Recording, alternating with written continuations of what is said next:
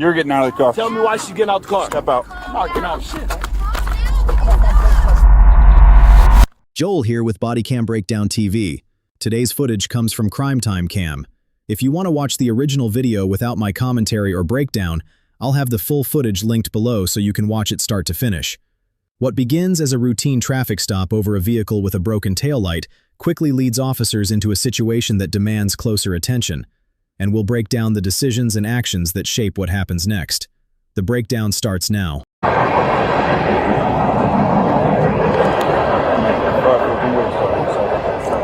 can you roll this back window for me right quick? I'm sorry, I can't hear much. Can you just roll down this back window for me? I said, what does he have to roll it down for? Just so I can see inside the car real quick. Before officers begin asking detailed questions, they're trying to establish clear communication with everyone inside the vehicle. Having the rear window lowered improves visibility and lets officers better assess the occupants' responses and movements from the very start of the stop. The reason I'm stopping is because there's no tail lights on the back of the car, no play lights or nothing. What's that all about? They just told me when I was up there. Oh, okay. Ain't no big deal. Just like a wiring issue or something. Okay, cool. So You I'm got going to take it to my dad's. Okay, he can fix it and stuff. Yeah, no big deal, man. It's just a black car in the middle of the night. I don't want you getting hit or something. Where you guys headed? Early questions about a person's destination help officers gather context while establishing a natural conversation. The response can also provide a baseline for later answers if additional questions become necessary. We got to go home. Like, where's that at, though? Over there about Piccadilly. Oh, okay. So you'll be on like lit roads the whole way. You ain't going down no like country roads where someone's gonna freaking run in the back of you. No big deal. Okay, cool. You got driver's license and insurance on you, ma'am? Thank you. And you said it's your car. You got insurance for it somewhere? You just got to find it on your phone or something. Requesting identification is a standard step that allows officers to confirm exactly who they're dealing with before making further decisions. Verifying identity early helps ensure the rest of the stop is based on accurate information rather than assumptions. Okay, no big deal. Just go inside the car. I'll just get you a quick warning for the lights, and then whenever I come back up here, I'll just take a look at it. Okay. Yep. You can roll up the windows if it's right. Oh, yep. For April to for another week or so. Okay, cool. Okay, cool. Just go and hang tight. I'll be right back with you guys. I'll get you out of here. Okay. With the identification in hand, officers can now verify the information and determine whether there are any issues that could affect how the stop proceeds. That verification helps guide their next decision instead of relying solely on what was said during the initial conversation. There's running pills and weed. All right, so 3 people in the car, female driver. I'm going to pull her out. If you just want to watch, there's one guy in the back seat on this side and the RO's in the front passenger seat. He's drunk and already kind of argumentative. Smells like weed. I'm just going to pull her out, ask her a few DUI questions. So we'll pull them all out, search them all.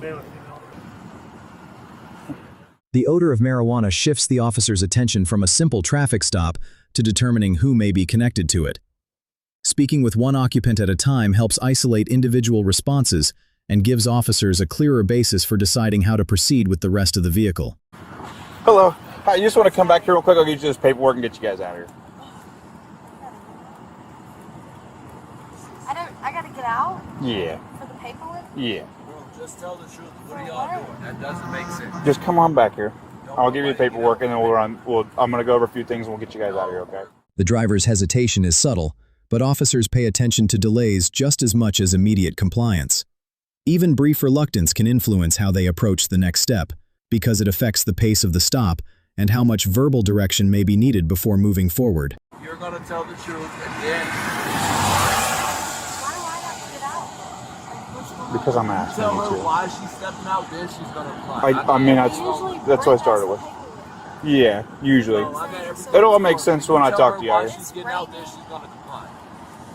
It's cold. Like, The driver is declining the request to step out, but another dynamic is also developing. The passenger is beginning to insert themselves into the conversation.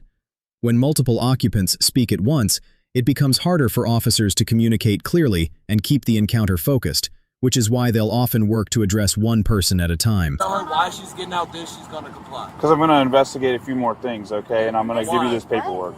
It's nothing to... It's not an option. I'm telling you to get out or you go to jail. Those are your options. jail for what? For not getting out of the car. And you're going to get sued, dumbass. Do you want to get out of the car? I appreciate bet it. you don't take her to jail without taking me. I bet you don't take her to jail. The driver appears ready to comply, but the passenger continues the confrontational behavior that's been building throughout the stop. When one occupant repeatedly interrupts or challenges officers, it can distract from the immediate objective and force officers to divide their attention instead of focusing on a single task. Hey, dude, relax, man. I don't get on y'all ass tweaking. What are you talking about? All y'all what are you talking Ma'am, about? can we him since he's... Watch this. Hey, you're gonna... I ain't no hate. Just stay with her. Stay with her. Stay with her. Tell me why she get out the car. The officer's attention is now shifting toward the passenger, whose repeated interruptions have become part of the stop itself.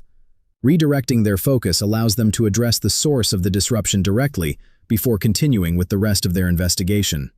You're getting out of the car. Tell me why she getting out the car. Step out. I'm not getting out of shit. I'm on my butt. Y'all some weak ass. I'm not on shit. You're gonna get tased. No.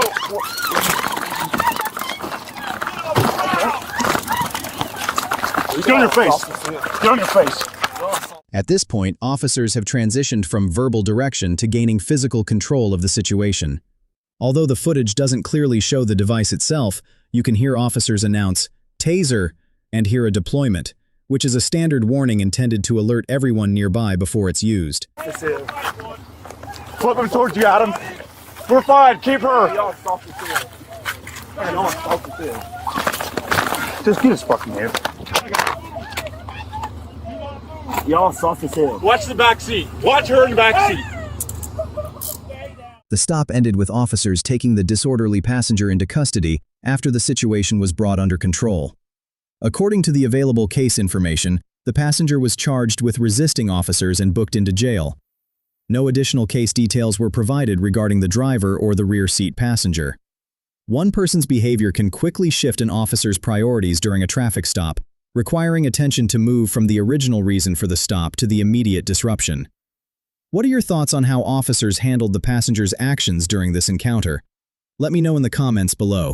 That's it for this video. How do you think officers handled this one? Let me know in the comments below. If you enjoy these types of breakdowns, be sure to like, subscribe, and turn on notifications so you never miss a new video. Thanks for watching, and I'll see you on the next breakdown.